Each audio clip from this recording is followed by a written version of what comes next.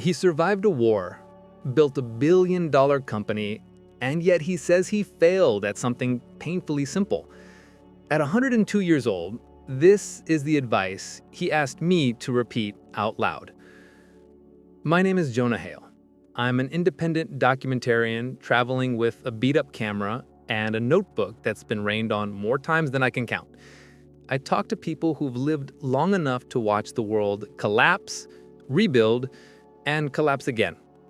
And today, I want to share what I learned from Arthur Hale, a 102-year-old war veteran who became a CEO, a man who talks about his own life as if he's still trying to make sense of it. I met Arthur in a small, quiet house, the kind of quiet that feels earned. He opened the door slowly, but with a steadiness that made me forget how old he was. We sat at a wooden table that looked older than both of us, and before I even hit record, he said, "Listen carefully, kid. This isn't pretty, but it's true."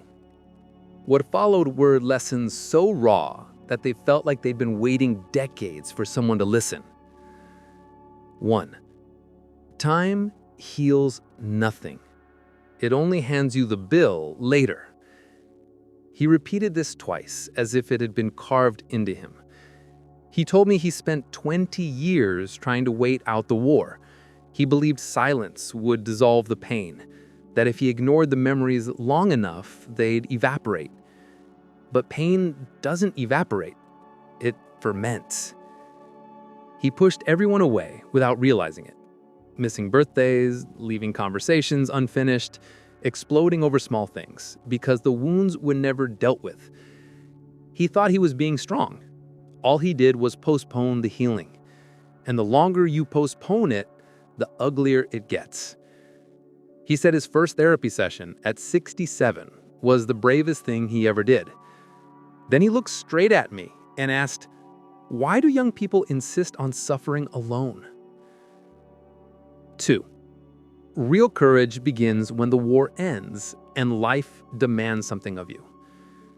Arthur talked about the battlefield with rehearsed coldness, not to seem tough, but to avoid falling apart. But when he spoke about returning home, his hands shook slightly. He said, "In the war, you react. Out here, you choose." He told me that learning to live demanded more courage than combat. Trusting people, risking happiness, trying again after loss. Survival is instinct. Living, that's voluntary. He realized he spent decades afraid of joy because joy can be taken away. So he lived half a life, convincing himself it was enough. 3. Money solves nothing. It just turns up the lights on your problems. When his company finally succeeded, the world applauded him while he quietly unraveled. He bought the dream house, the cars, the watches, and everything felt emptier. When I got rich, I learned money is an amplifier. If you're generous, it makes you transformative. If you're bitter, it makes you destructive.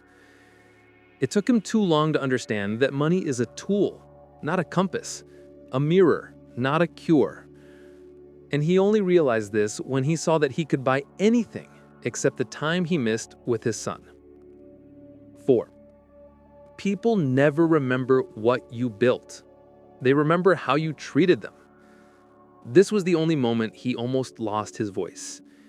He talked about missed birthdays, apologies that never came, phone calls he ignored because he was too busy. He listed the awards he won, then shrugged. I couldn't tell you where any of them are now, but he remembers every disappointed look his son ever gave him. When you get old, you learn life isn't a resume. It's a network of bonds. And I built buildings, but I failed to build bridges. He didn't sound dramatic. He sounded honest. 5. Discipline keeps you alive, and it keeps your soul intact. Arthur still remembers the military routines, the bed corners, the polished boots, the exact placement of every item. He said, "Small details, prevent disaster. He believes life works the same way. Your health, your money, your relationships, your emotions, all of them fall apart slowly, one neglected detail at a time. You don't break in a moment. You break cumulatively. His biggest mistakes weren't choices. They were habits he refused to fix. 6. Forgiveness is choosing to breathe again. He held a family grudge for 40 years, convinced it made him strong. It didn't protect me, it poisoned me.